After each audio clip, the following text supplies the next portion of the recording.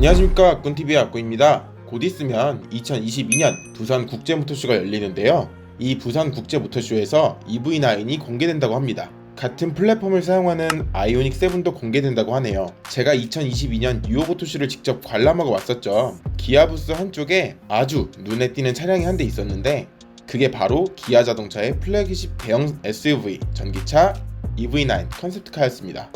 2022 뉴욕 오토쇼는 현대기아의 모토쇼였다고 해도 과언이 아닐 정도로 다른 차량들이 주목받지 못했는데 개인적으로 팰리세이드 페이스리프트보다 EV9이 훨씬 눈에 갔었습니다.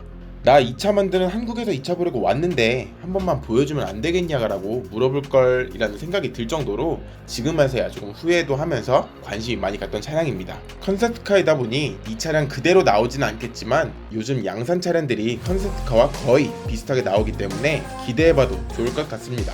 전면부를 보면 딱 보자마자 떠오르는 차 두 가지가 있죠. 한 가지는 다들 공감하실 겁니다. 기아 차량인데 한국에만 출시하지 않는다는 대형 SUV 텔루라이드가 보일 것이고, 개인적으로는 기아의 소울이 떠오르기도 합니다. 소울을 크게 확대시킨 느낌이랄까요. 헤드라이트는 현행 텔루라이드나 팰리세이드처럼 나오되 컨셉트카 디자인과 최대한 비슷하게 나올 것으로 보입니다. 외부 문짝이나 휀다가 접힌 모습을 구현할 수 있을까 하는 생각이 들 수도 있는데, 최근 현대가 가능하다는 것을 아반떼 CN7 문짝을 통해 증명해 보였었죠. 현재는 위장막에 가려져 보이진 않지만 아마 이 곡선들 또한 표현할 수 있을 것이라는 생각이 듭니다. 많은 사람들이 관심 갖는 이유는 대형 SUV 전기차이기도 하지만 8천만원 이상에 출시하지 않겠냐 라고 했던 예상과는 달리 기아에서 주었던 정보 6천만원대에 시작할 거다 라고 한 말 때문이지 않을까 싶습니다. 기아가 말해주었던 텔루라이드 가격 플러스 EV6 가격 마이너스 스포티지 가격 차이, 이 가격이 곧 EV9의 가격이라고 합니다. 이 내용을 토대로 정리해보면 EV9의 가격이 약 4천만원이 되고 6천만원대에 출시할 것을 기대해보아도 좋을 것 같습니다.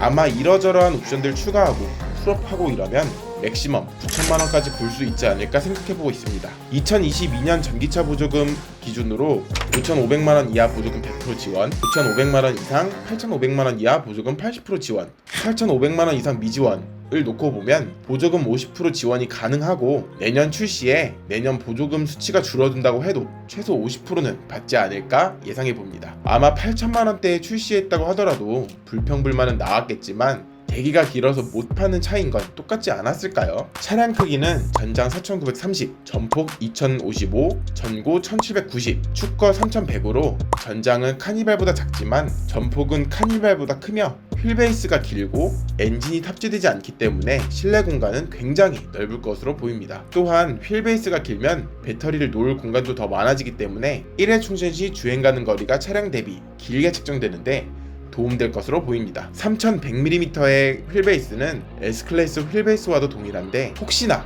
풀옵션에 리어 엑셀 스티어링이 적용될 일은 없겠죠. 현재 공개된 1회 충전 시 주행 가는 거리는 540km로 국내 환경부 기준으로 놓게 된다면 480km에서 510km 사이가 될 것으로 예상해보고 있습니다. 후면부 역시 텔루라이드와 소울의 느낌을 물씬 받습니다. 후면부의 테일램프 디자인은 호불호가 조금 갈리지 않을까 싶습니다.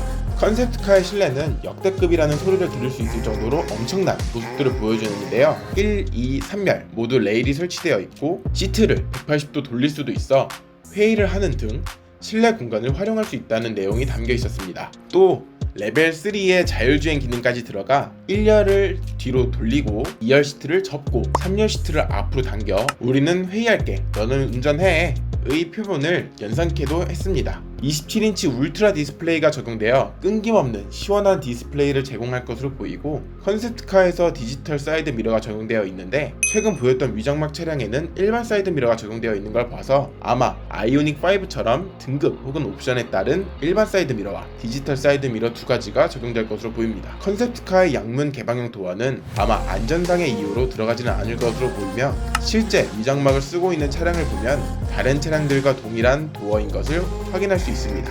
요즘 캠핑이나 여행 가면서 꼭 들고 다니는 거, 블루투스 스피커 들고 다니시죠? EV9 컨셉트카에는 이 휴대용 블루투스 스피커가 탈부착식으로 적용되어 있었습니다. 잃어버리면 상당히 피눈물이 나지 않을까 싶네요. 여기까지 제가 보고 왔던 EV9 컨셉트카에 대해 보여드렸습니다. EV9은 2022년 부산 국제모터쇼에서 공개될 예정인데 컨셉트카가 전시될지 위장막을 벗긴 양산형에 가까운 차가 전시될지 굉장히 궁금하네요. 저도 부산 모터쇼에 갈 예정이니까 갔다 오는 대로 한번 어떻게 변했는가, 어떤 점이 적용되었는가 한번 또 다시 다뤄볼 수 있도록 하겠습니다. 시청해주셔서 감사합니다. 아꾼TV의 아꾼이었습니다.